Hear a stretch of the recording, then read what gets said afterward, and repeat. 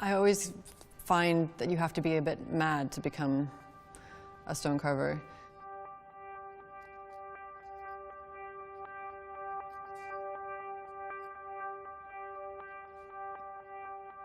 I mean, this isn't the Renaissance anymore. Stone isn't a primary building material anymore.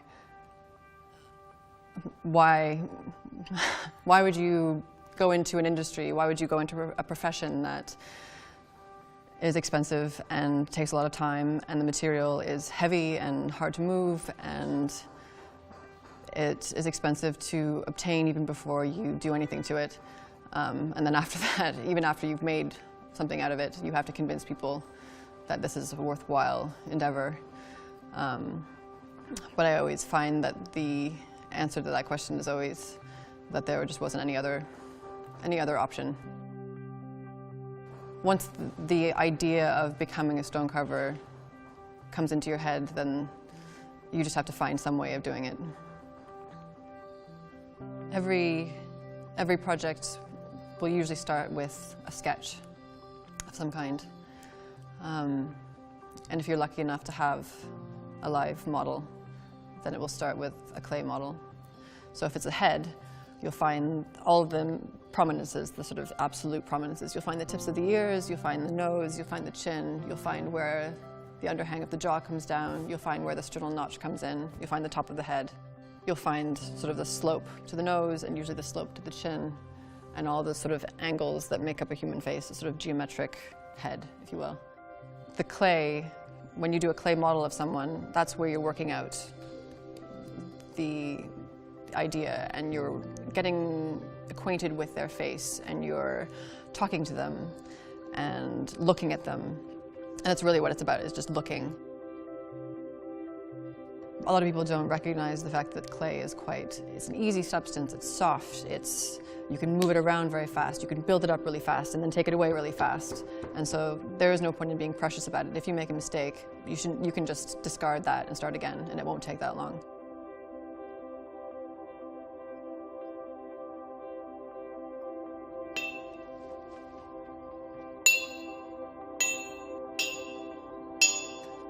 If you can imagine doing something, if you have the skills to do it, you can pretty much execute anything that you want.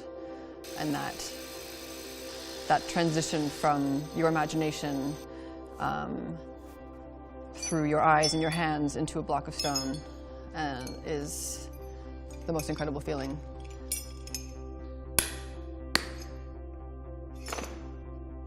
Stone carvers are often taught that simply carving something in stone is enough.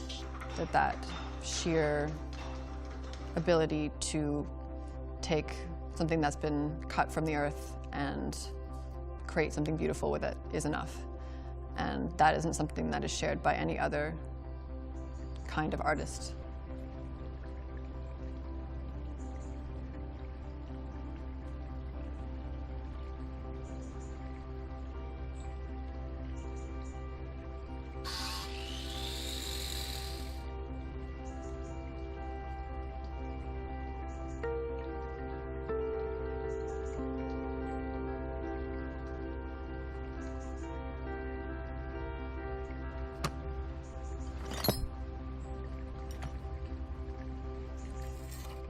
Once you start carving this, there's no sort of hard and fast rules.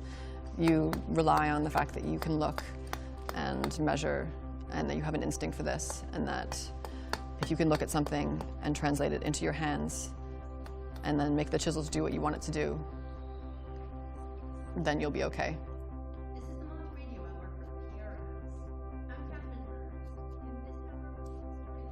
If you're doing the clay, or if you're doing the transition from the clay into the stone, often my brain is quite, not chaotic, but you're making so many decisions, probably until the sort of last day that you're working on it.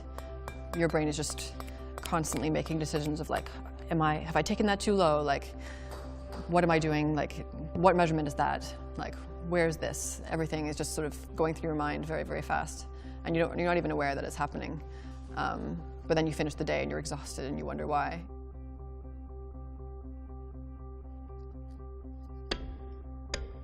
The sound that it makes is incredibly satisfying.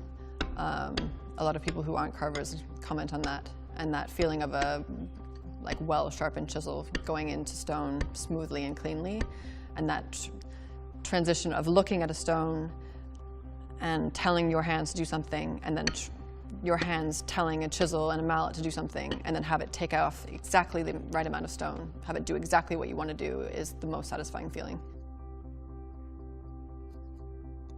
On a human face, even though there's a change in pigment, there's no end. Like, you come to the edge of the lips and it just carries on going. And if you try and make it a stark difference, then the face will look strange. The skin is sort of a continuous surface that undulates and has tension in certain places and slack in other places.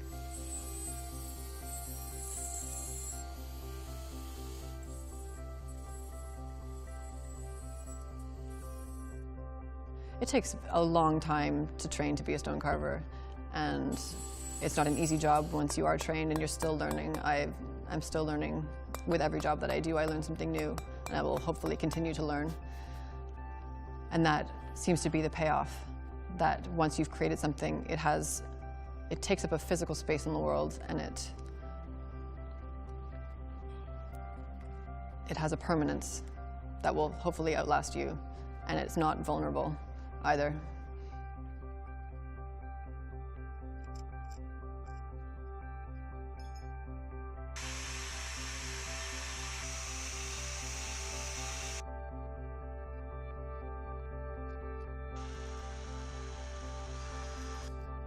I want people to see that I've pushed the material as far as it can possibly go.